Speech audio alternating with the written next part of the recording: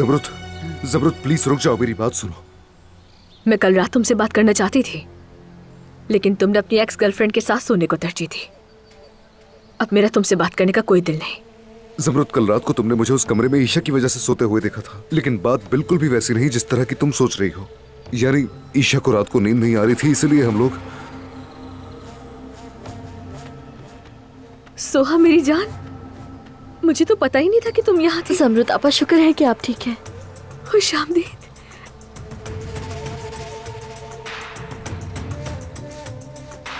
जमरुत, कहाँ गई थी तुम? तुमने तो सबको डरा दिया।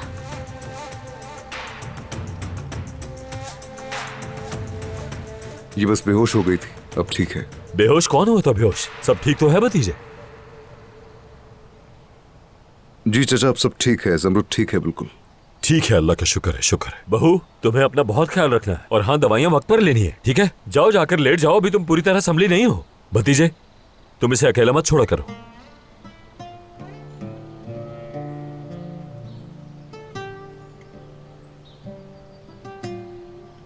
चलो हम भी चलते हैं।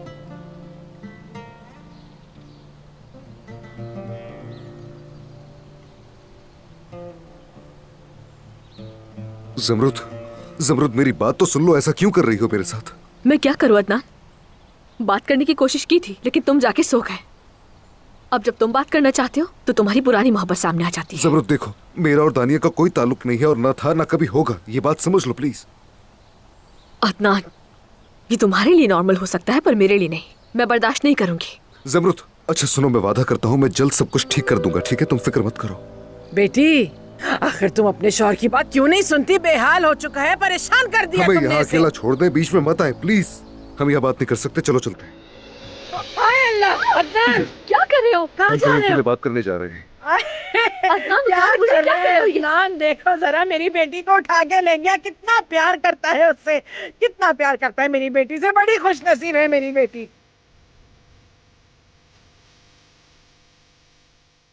ये क्या बचपन है?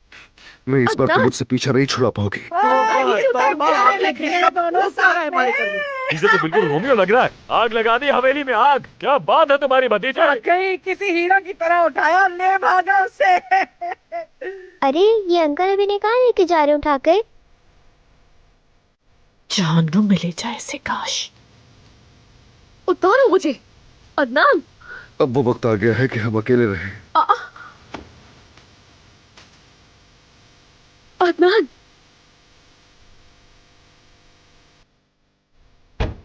ये क्या कर रहे हो? हाँ, दरवाजा खोलो, मुझे उतरना है।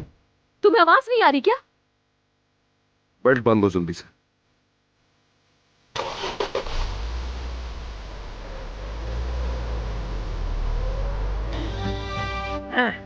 देखा तुमने कि आखिर अदनान के दिल की मलिका कौन है? हाँ, किससे मोहब्बत करता है वो? मेरा मशवरा तो यही है कि तुम भी अपना सामान पैक करो और निकल जाओ यहाँ से। चलो जाओ। हुरिया मोहतरमा, आपके पास इंश्योरेंस है क्या? हाँ? मेरा मतलब है, आप हर उस मामले में दखल देती हैं जो आपका नहीं होता। फिक्र है कि आप थक ना जाएं और बीमार ना पड़ जाएं। ये किस किस्म की बकवास कर रही हो तुम? हाँ, हद ही हो गई। सब कुछ साफ नजर आ रहा है, लेकिन मानोगी नहीं तुम। हैं? हाँ, हमारे यहाँ एक कहावत है, क्या आप वो जानती हैं? अरे मुझे क्या लेना देना तुम्हारी कहावत से? हाँ हाँ ठीक है, लेकिन आपको एक बार सुननी चाहिए। वो कहते हैं ना, मुर्ख अगर वक्त से पहले अजान दे दे तो उसका सर काट देते हैं। हाँ, वो एक और कहावत भी है, जो आखिर में हंसता है वही सबसे अच्छा हंसता है। तुम दोनों की बहस काफी लाजवाब है, कसम खा के कह रहा हूँ, बहुत मजा आ रहा है। माशाल्लाह माशाल्लाह। चले फिर हम देखते हैं कि आखिर तक कौन हंसेगा और कौन रोएगा। नखरा तो ऐसे करती है जैसे मालकिन हो यहाँ की। वैसे स्कोर क्या हो गया दोनों का?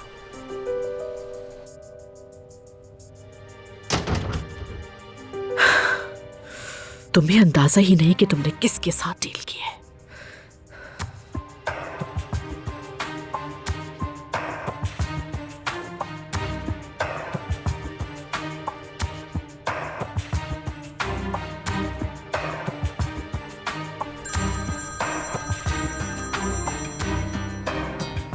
क्या हुआ? ईशा ठीक तो है ना? फिक्र ना करो, ठीक है वो। तुम मुझे क्यों कॉल की? अगर तुम्हें ये लग रहा है कि मैंने जमरुद को कुछ बताया है तो ऐसा नहीं है। परेशान मत हो, अब कॉल मत करना मुझे। तुम तो जैसे दुश्मन हो गए हो। तुम्हारा मसला क्या है, साफ साफ बताओ ना। शायद मेरा मसला तुम्हारा मसला भी है, इसलिए आओ और बात करते हैं और उसका कोई हल निकालते हैं। देखो, मेरे पास ये खेल खेलने का वक्त नहीं है और ना दिलचस्पी। कोई और खिलौना ढूंढो अपने लिए। चलो, खुदा हाफिज। ये कोई खेल नहीं, ये ईशा के लिए है। मैं तुम्हें लोकेशन भेज रही हूँ, वहां पर आओ फौरन।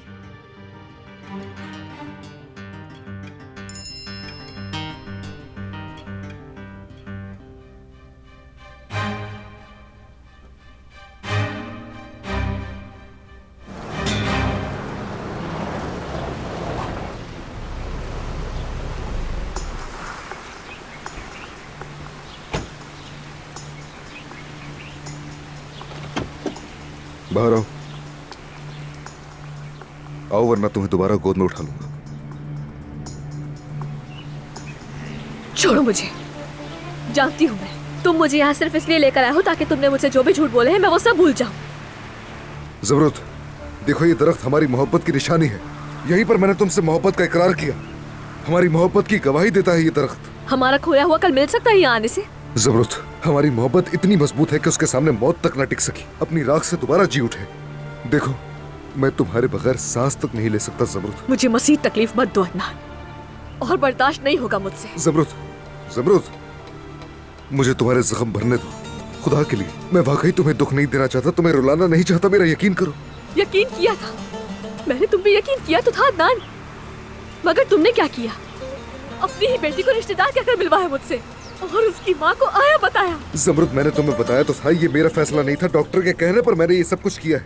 मेरा मकसद तुम्हें धोखा देना बिल्कुल भी नहीं था, मैं बस तुम्हें बचाना चाहता था। ठीक है, मान लो मैंने सब कुछ कबूल कर भी लिया, तो फिर दानिया की वजाहत क्या है तुम्हारे पास? दानिया के बारे में अब मैं तुम्हें क्या वजाहत दूं जमरुद? दानिया तुम्हारी कोई आम एक्स लवर नहीं है, वो माँ है तुम्हारी बेटी की। तुम दोनों का एक अच्छा माजी रहा है अदनान। जमरुद, मुझे नहीं पता था कि मेरी कोई बेटी भी है, मुझे बिल्कुल नहीं पता था। झूठ मत बोलो अदनान, मत बोलो। क्या हम एक दूसरे से मोहब्बत नहीं करते थे? क्या हमने ये नहीं कहा था कि एक दूसरे से कुछ नहीं छुपाएंगे? देखो, क्या हमने इसी दरख्त के नीचे वादा नहीं किया था?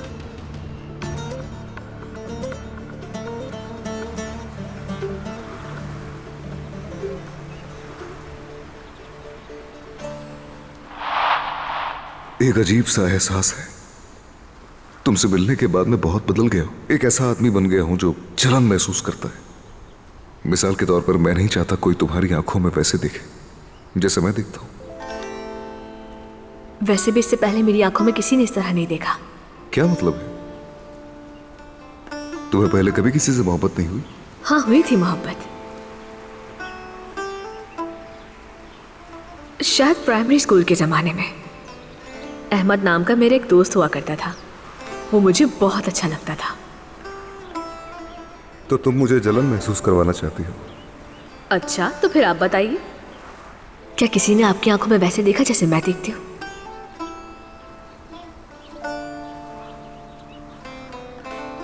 शायद बेवकूफ लग रही हूं मैं, यकीनन बहुत सी लड़कियां होंगी। ज़मरुद, सुनो, मैं तुम्हें एक बात बताऊं। तुमसे मिलने से पहले मेरा कोई माजी नहीं था, ना कोई मोहब्बत, और अब सिर्फ तुम्हारी मोहब्बत के साथ जी रहा हूं।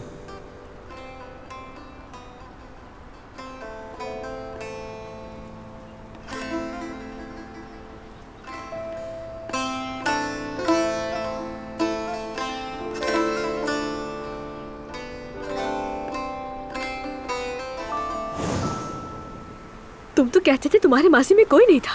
ज़मरुद, तुमसे पहले मेरी जिंदगी में कोई भी नहीं था और अब भी नहीं। वो मेरे लिए कोई मायने नहीं रखती थी, इसलिए मैंने तुम्हें कुछ भी नहीं बताया।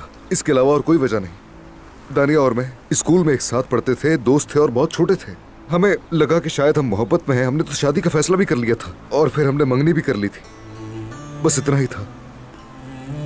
तुम्हारी मंगनी भी हुई थी? हाँ, हुई थी, लेकिन ज्यादा दिन तक ये मंगनी नहीं चल सकी। हम एक दूसरे के साथ नहीं रह सके और फिर हमारी अलग हो गई। बल्कि उसने मुझसे कहा कि वो प्रेग्नेंट हो गई है और एबॉर्शन भी करवा लिया उसने। तुम्हें तो सबसे कोई फर्क ही नहीं पड़ता। ज़मरुद, मैं जानता हूँ मैंने तुम्हें बहुत तकलीफ पहुंचाई है, लेकिन अपनी सना को हमारे बीच में मत आने दो, खुदा के लिए। ये बात तुम मुझसे कह रहे हो?